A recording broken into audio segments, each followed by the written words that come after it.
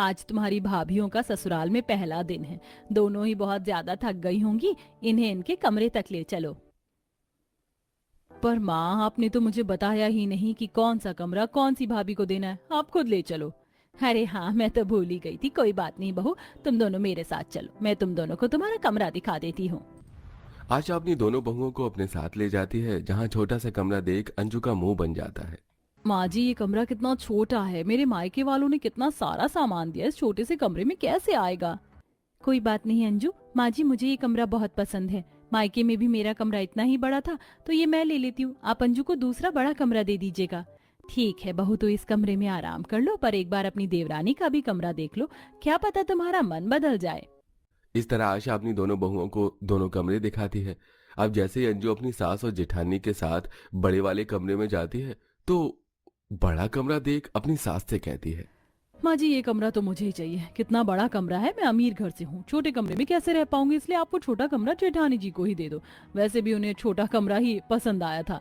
अच्छा ठीक है बहू, तुम दोनों ने अपने अपने कमरे पसंद कर लिए। अब आराम कर लो, वैसे भी बहुत लंबा सफर तय करके आई हो। आशा अपनी दोनों बहुओं को उनका कमरा दिखाकर वहां से चली जाती है। पर अगली सुबह पहली रसोई वाले दिन ही दोनों बहुओं की तबीयत खराब हो जाती है।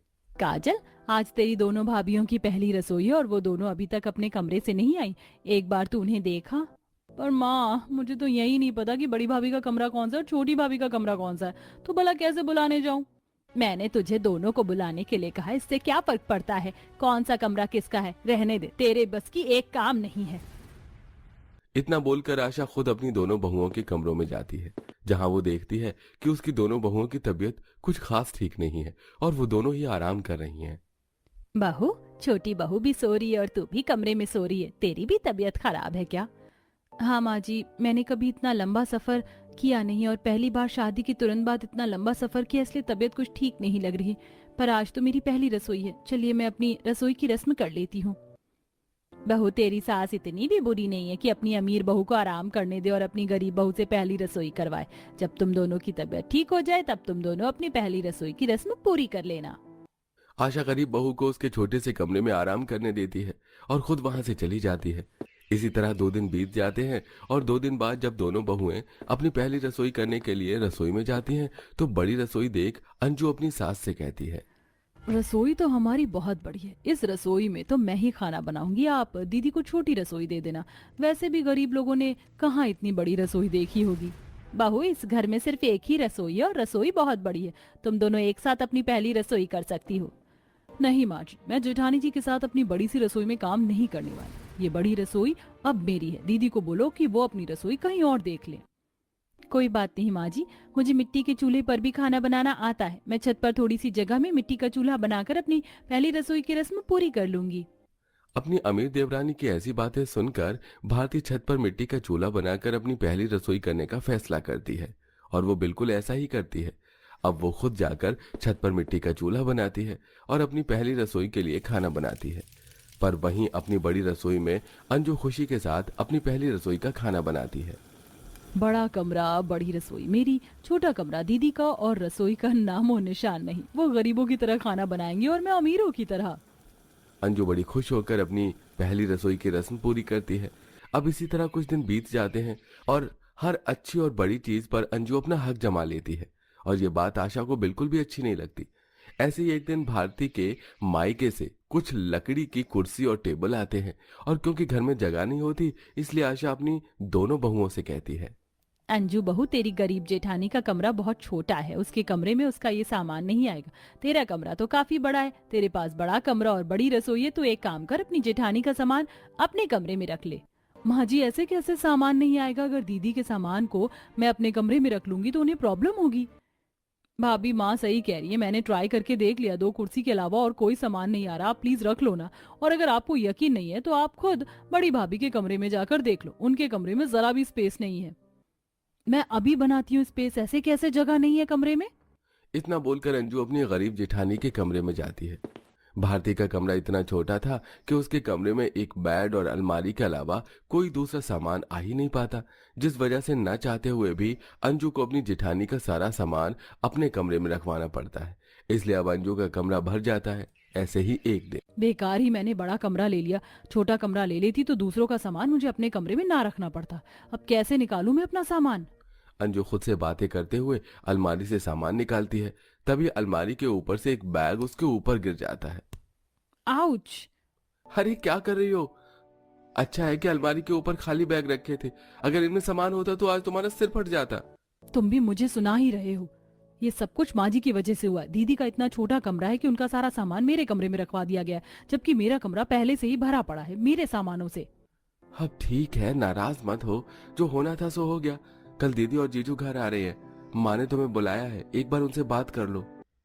अमन के कहने पर अंजू बाहर जाती है और देखती है कि उसकी जिठानी आराम से बैठी है और आशा अपनी अमीर बहू से कहती है, अंजू बहू, तूने बड़ी रसोई ले रखी है और बेचारी तेरी गरीब जेठानी मिट्टी के चूल्हे पर खाना बनाती है। कल घर में मेहमान आएंगे तो अच्छा थोड़ी ना लगेगा कि तेरी गरीब जेठानी मिट्टी के चूल्हे पर खाना बनाए और तू बड़ी रसोई में। इसलिए मैंने सोच लिया है अब रसोई की जिम्मेदारी तू ही संभाले। मेहमान आए तो तुझे ही सारा खाने पीने का देखना होगा।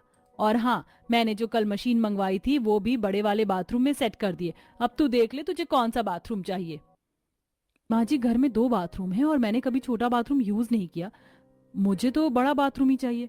और अच्छा है कि उसमें आपने वॉशिंग मशीन लगवाई है। अगर छोटे बाथरूम में वॉशिंग मशीन लगती तो मुझसे काम नहीं हो पाता। और कल मेहमानों को आने दीजिए, मैं सब संभाल लूंगी।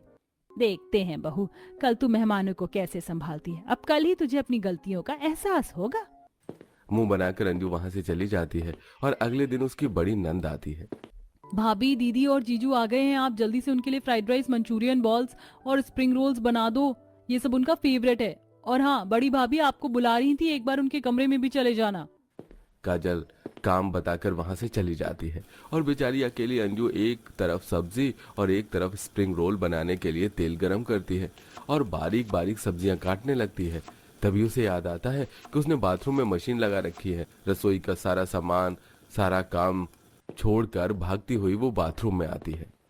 हे भगवान, अच्छा हुआ जो मैं सही समय पर आ गई, वरना पूरे बाथरूम में पानी फैल जाता। अब जो थोड़े से गंदे कपड़े बचे हैं उन्हें हाथ से धो लेती हूँ। अच्छी बात है कि मेरा बाथरूम बड़ा है, काम करने में आसानी होती है। अगर जेठानी जी की तरह छोटा बाथरूम होता तो पता नहीं क्या होता। इतना बोलकर अंजू कपड़े धोने लगती है और वो भूल जाती है कि उसने रसोई में खाना रखा है। और तभी उसे जलने की बदबू आती है और वो कपड़े छोड़कर भागती हुई रसोई में जाती है और जला हुआ खाना हटाकर फिर से खाना बनाने लगती है और खाना बनाकर बड़ी सी रसोई की अकेले सफाई करती है। तभी उसे अपनी जेठानी की आवाज आती है और वो अपने जेठानी के कमरे में जाती है। अंजू, मेरा तो छोटा सा कमरा है। मैंने अपना पूरा कमरा छान लिया पर ढंग का एक भी कपड़ा नहीं है। तुम्हारे कमरे में मेरा कुछ सामान रखा है, उसमें से ढंग की एक साड़ी दे दो ना। सोच रही हूँ जब नंद जी घर से जाएं तो उन्हें कुछ दे दूं। आपका सही है जेठानी जी, छोटा सा कमरा लेकर बैठ गई और बस आराम करती रहती हूँ। एक मुझे देखो, मैं अपनी बड़ी रसोई से परेशान हूँ, ऊपर से ऐसी बातें करके आप मुझे और परेशान कर रही हो। आप खुद भी तो मेरे कमरे में जाकर अपना सामान ले सकती थी ना। इस तरह अंजू कभी रसोई में तो कभी अपने बड़े कमरे में से अपनी सास और जेठानी को सामान निकाल कर देती है, तो कभी बड़े से बाथरूम की सफाई करती है, जिस वजह से वो काफी थक जाती है। और मेहमानों के जाने के बाद वो सारा काम छोड़कर अपनी सास से कहती है, मुझे ना अपनी बड़ी रसोई चाहिए और ना ही बड़ा कमरा। जेठानी जी जैसे अपने छोटे कमरे में खुश है वैसे ही मुझे भी खुश रहना है। नहीं चाहिए मुझे बड़ी रसोई। आप जेठानी जी को भी मेरे साथ रसोई में बोलो काम करने के लिए। ठीक है, अगर तू कहती है तो ऐसा ही होगा। और अच्छी बात यह है कि तुझे ये बात जल्दी समझ में आ गई कि घर में हर बड़ी और अच्छी चीज तू अकेली नहीं संभाल सकती। उस दिन के बाद आशा की दोनों बहुएं एक साथ मिलकर अपनी बड़ी रसोई और अपने कमरे को संभालती हैं।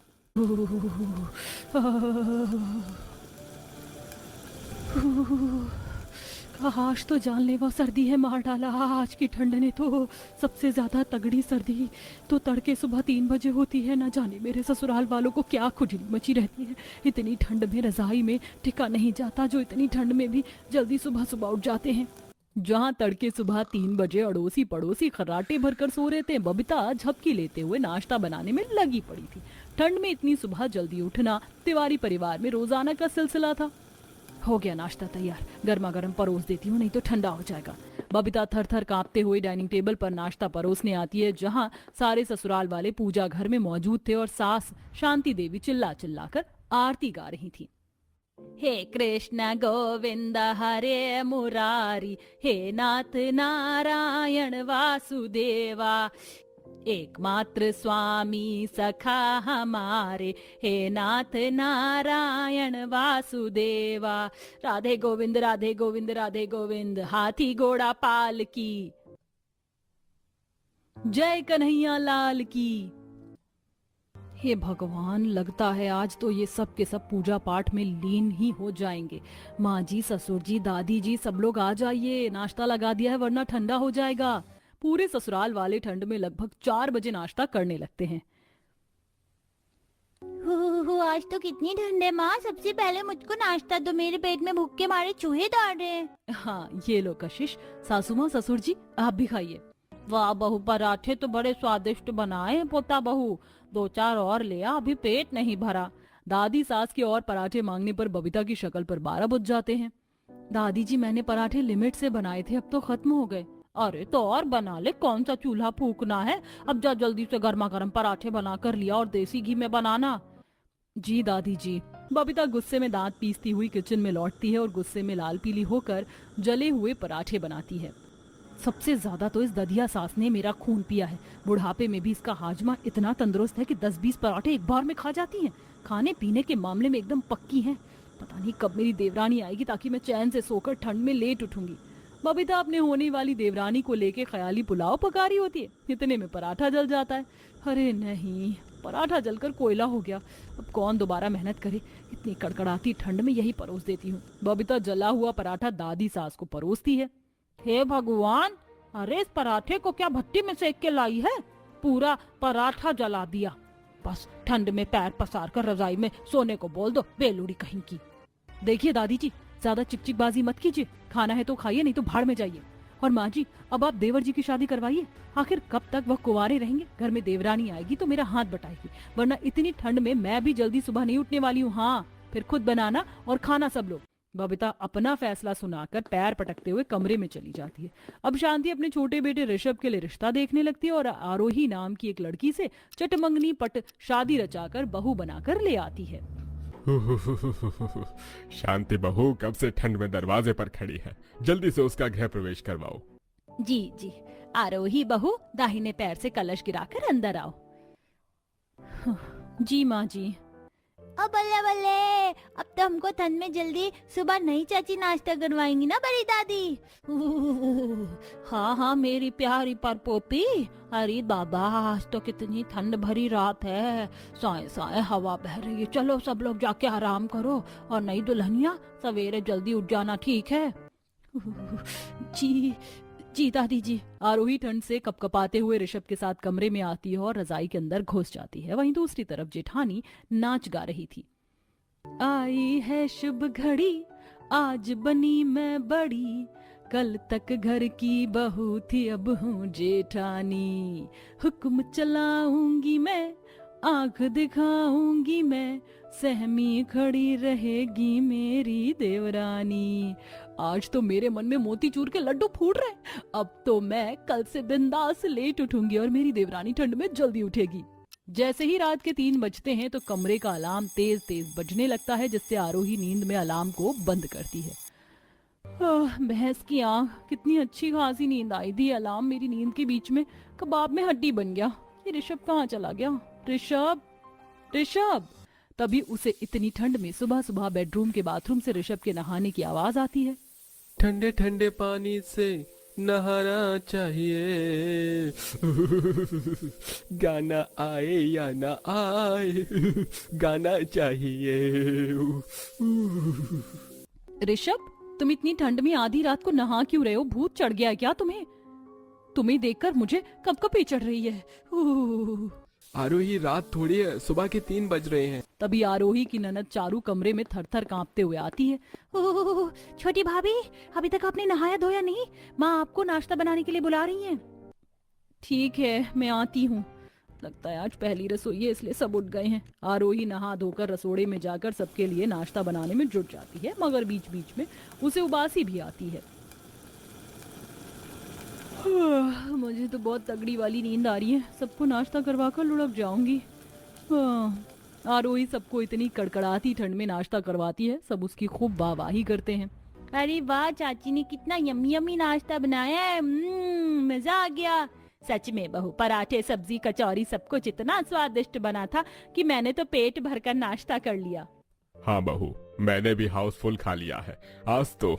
कल सुबह के नाश्ते में आलू के पराठे और गाजर का हलवा बनाना, ठीक है? अब तो नाश्ता करने के बाद मुझे ठंड लगने लगी। मैं तो चला रजाई में। पूरा ससुराल नाश्ता करके रजाई में दुबक कर सो जाते हैं और जैसे ही आरोही भी जाने लगती है तो दादिया सास टोकती हैं। अरे बहू, कहाँ चल दी? ये सारे गंदे बर्तन समेट कर साफ सुथरा कर दे। मैया, नींद आ रही है। दादी सास का रवैया देखकर आरोही किलस जाती है और कपकपाते हुए बर्फीले पानी के सुबह के 5-6 बजे बर्तन धोती है, जिससे अड़ोसी पड़ोसी परेशान होते हैं। हे भगवान, पता नहीं कैसे जाहिल गवार लोग हैं। इतनी सर्दी में भी जल्दी उठकर खटापटा चालू कर देते हैं, ना खुद सोते हैं ना सोने देते हैं। इतने ठंडे पानी से बर्तन धोकर मेरे तो हाथ पैर सुन्न पड़ गए। इस तरह ससुराल का पहला दिन गुजर जाता है और अगली रात जैसे ही फिर से 3-4 बजते हैं तो ससुराल वाले ठंड में उठ जाते हैं और ददिया सास दरवाजा खटखटाने लगती हैं। अरे ओ नहीं बहुरिया, चल उठ जा, बिहान हुई गवा, उठ जा। अरे यार, क्या मला है, ये फिर से इतनी जल्दी उठ गए ठंड में? मैं नहीं उठ रही। आरोही मुंह तक रजाई तान कर सो जाती है, लेकिन दादी सास अभी भी चिल्ला रही थी। अरे ओ बहू, उठी कि नहीं? जल्दी से हमारे नहाने के लिए गर्म पानी लगा दे और दातून दे दे। जी आई दादी जी। ये भगवान, कैसे उल्लुओं के खानदान से पाला पड़ गया, ठंड में इतनी जल्दी सुबह उठा देते हैं। आरोही गुस्से में बड़बड़ाकर गर्म पानी लगाती है और साफ सफाई करती है। 4 बजने वाले हैं, अगर नहाने गई तो लेट हो जाऊंगी। ऐसे हाथ मुंह धोकर नाश्ता बना देती हूँ। वैसे भी इतनी सुबह ठंडे पानी में नहाने में तो मेरी कुल्फी जम जाएगी। इस तरह बर्फ की हवा और ठंड देखकर आरोही नाश्ता बनाकर सबको परोस देती है। ये लीजिए, गर्मा गर्म नाश्ता हाजिर है। पापा जी, मैंने आपके मनपसंद आलू के पराठे और गाजर का हलवा भी बनाया है, खोया डालकर खाइए ना। तभी शांति शक्ति बरतते हुए आरोही को सुनाती है। बहू, तूने कल की साड़ी पहनी, इसका मतलब तूने बिना नहाए धोए नाश्ता बनाया है, स्नान भी नहीं किया? वो माँ जी, ठंड बहुत ज्यादा थी, बाहर कितना कोहरा छाया है, बर्फ भी गिर रही है, सुबह थोड़ी धूप चढ़ जाएगी तो नहा लूंगी। बहू, तुझे कुछ ज्यादा ही सुस्ती नहीं छा रही? और ठंड क्या तेरी अकेले के लिए है? हम भी तो सुबह सुबह नहाते हैं, ऐसे अन्नपूर्णा देवी नाराज हो जाएंगी। कल से नहा धोकर खाना बनाना, समझ गई ना? आलसी कहीं की। जी माँ जी, समझ गई। अपनी सास का सख्ती भरा रवैया देखकर अगले दिन आरोही कड़कड़ाती ठंड में तड़के सुबह नहा धोकर रसोई में नाश्ता बनाने आ जाती है। तभी ठंड से उसे तेज बुखार चढ़ जाता है और ऐसे में उसे ठंड में नींद भी आ रही होती है। इसी बीच कढ़ाई की गर्मा गर्म सब्जी उस पर पलट जाती है और वो चीख पड़ती है। माँ, मेरा हाथ! पूरा ससुराल डाइनिंग टेबल से दौड़कर रसोई में आते हैं। जेठानी की भी नींद खुल जाती है। आरोही, आरोही, क्या हुआ? हे भगवान, इसका तो कितना ज्यादा हाथ जल गया है। कोई डॉक्टर को फोन लगाओ जल्दी से। कुछ ही देर में उनका फैमिली डॉक्टर आकर आरोही का चेकअप करते हैं और सबको खूब डांट लगाते हैं। ये सब कुछ आप लोगों की लापरवाही का नतीजा है। जल्दी उठना अच्छी बात है, लेकिन इतनी भी जल्दी उठना ठीक नहीं, खास करके इतनी ठंड के मौसम में। इन्हें ठंड लग गई है और कई दिनों से इनकी नींद भी पूरी नहीं हुई है, इसलिए आज इनकी ये हालत है। ससुराल वालों को अपनी जल्दी उठने की आदत पर पछतावा होता है और इसलिए वह ठंड में जल्दी उठना छोड़ देते हैं, जिससे आरोही को भी भरपूर नींद मिल पाती है और अब सब ठंड में सुबह 8 बजे ही नाश्ता करते थे।